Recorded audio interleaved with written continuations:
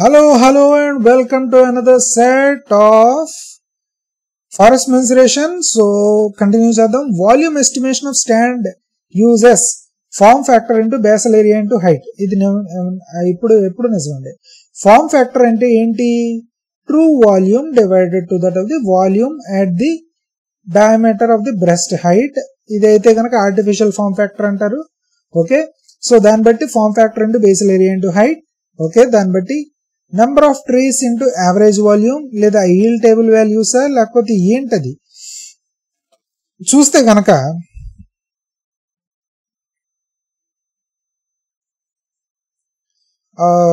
I think it's volume estimation of stand. Volume estimation of stand is I think it's what you call just minute, ఇదేమో set eight. Okay, so volume estimation stand వచ్చేసరికి all of the above కింద వర్తిస్తుంది. ఎందుకంటే number of trees into average volume కూడా చేయొచ్చు, yield table values నుంచి కూడా volume estimation చేయొచ్చు. So D all of the above is the right answer. The current annual increment is obtained from increment borer cores. Okay, లేకపోతే stump analysis దీని నుంచి కూడా చేయొచ్చు, రిమోట్ సెన్సింగ్ చేయొచ్చు, దీని నుంచి కూడా చేయొచ్చు, ఈ మూడిటి నుంచి కూడా చేయొచ్చండి. తెలుసా మీకు? So, sorry. I think the current annual increment is mainly due to the what do you call the obtained from the increment borer course. Just a minute, I have.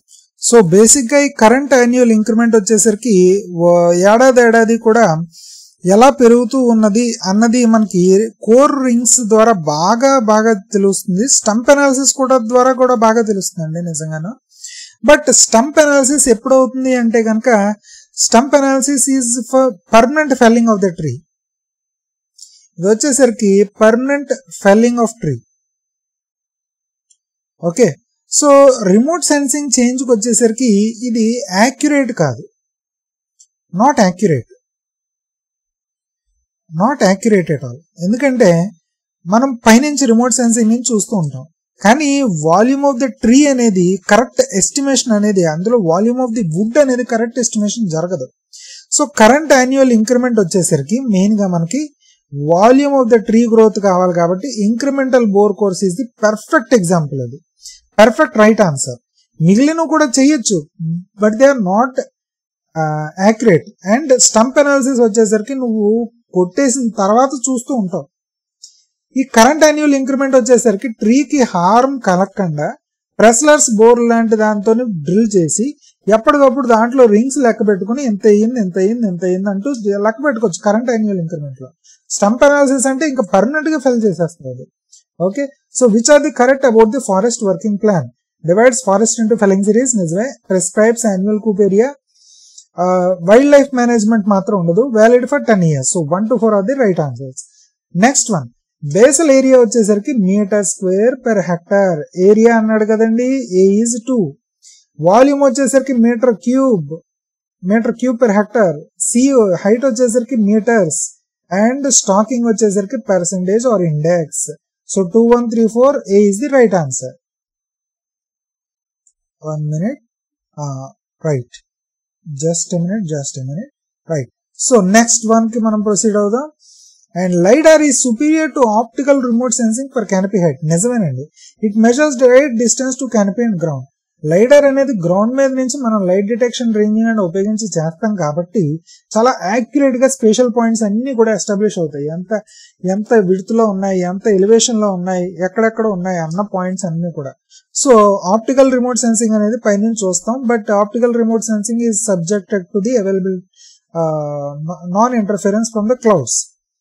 Which of the following is not a tree volume table? Local, general, standard, artificial అనేది మాత్రం it's not a tree volume table అండి. Okay, మిగిలినవన్నీ కూడా volume tables. Artificial అనేది form factor. It's not a volume table, it's artificial is the form factor. The mean height in a stand is, the mean height వచ్చేసరికి it's average of the dominant trees అండి. ఓకేనా? So average of the dominant trees. Lorey's mean అనేది మీకు తర్వాత చెప్తాను, but it's not the mean height in stand. Okay, dominant trees ఏవైతే ఉన్నాయో ఇది సైట్ క్వాలిటీని ఇండికేట్ చేస్తుంది మనకి. సైట్ క్వాలిటీ లేదా సైట్ ఇండెక్స్ ని ఇండికేట్ చేస్తూ ఉంటుంది. Okay, site quality or site index. Form quotient decreases with taper increase అండి. అంటే మీకు నిజం చెప్పాలంటే కనుక ఇది చాలా కన్ఫ్యూజింగ్ సబ్జెక్ట్ అండి. దీంట్లో ఈ ఫారం కోషెంట్ అన్నది మీకు ఫారం కోషెంట్ అంటే diameter at 50% height divided by the dia at breast height. Okay, so ఇది ఇచ్చాడు ఫార్మ్ కోషెంట్. ఫార్మ్ ఫ్యాక్టర్ అంటే true volume divided by volume at DBH. Okay, so మనకి ట్రీ గ్రో అవుతున్న కొద్దీ ఏ విధంగా ఉంటుంది అన్నది అంచనా వస్తే కనుక ఇవి వస్తూ ఉంటాయి. Form quotient increases with age, form factor increases with age, form quotient increases form quotient decreases with increase in taper, form quotient decreases with increase in taper, taper decreases with increase in age. మీరు ఒక కొత్త బొప్పాయి ముక్కను చూడండి, దానికి taper అనేది ఎక్కువ ఉంటుంది. అంటే కింద దాంతో పోలిస్తే కొంచెం టేపర్ అనేది ఎక్కువ ఉంటుంది.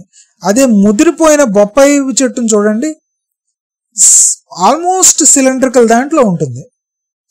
ఓకే, సో టేపర్ అనేది తక్కువగా ఉంటుంది. సో ఫార్మ్ కోషెంట్ అనేది ఎప్పుడు కూడా టేపర్ ఇంక్రీజ్ అవుతున్న కొద్దీ డిక్రీజ్ అవుతుంది. టేపర్ ఇంక్రీజ్ అవుతుంది అంటే ఏజ్ డిక్రీజ్ అని అర్థం, ఏజ్ లో ఉందని అర్థం. ఏజ్ లో ఉందంటే ఫార్మ్ కోషెంట్ కూడా తక్కువ పోతుంది. So C is the right answer. Just a minute, I got some stucking. Right, so taper increase. Next one, in theodolite survey the bearings are relative to the magnetic north, true north, లేకపోతే magnetic meridian, లేకపోతే all of the above ఏంటన్నది అడుగుతుంది. Just a minute, I think net అనేది సరిగ్గా లేదనుకుంటా. One minute. Right, grid north, any of the above. Theodolite లో వచ్చేసరికి any of the above, grid north బట్టి చేయిస్తుంది అది, లేకపోతే మ్యాగ్నెటిక్ నార్త్ బట్టి, లేకపోతే ట్రూ నార్త్ బట్టి సర్వేస్ లో. Stump diameter to estimate DBH uses. ఇది స్పీసీస్ కి కూడా ఈ స్టంప్ డయామీటర్ అనేది మారిపోతూ ఉంటుంది. ఎందుకంటే diameter at the breast height is dependent, is function on stump diameter, stump dia and the height. Okay, లేకపోతే stump dia is function of diameter at the breast height and height of the tree. So DBH ని estimate చేయాలన్నా మనకు stump diameter ఉండాలి. Stump diameter బట్టి మనం estimate చేయాలన్నా ఇవన్నీ కూడా ఇంటర్ రిలేటెడ్. ఇవన్నీ కూడా స్పీసీస్ కి కూడా మారిపోతూ ఉంటుంది. Okay, so C is the right answer. Okay, and ఇప్పటికీ నా వీడియో నచ్చినట్లయితే please like and share and subscribe to my channel and comment on my videos.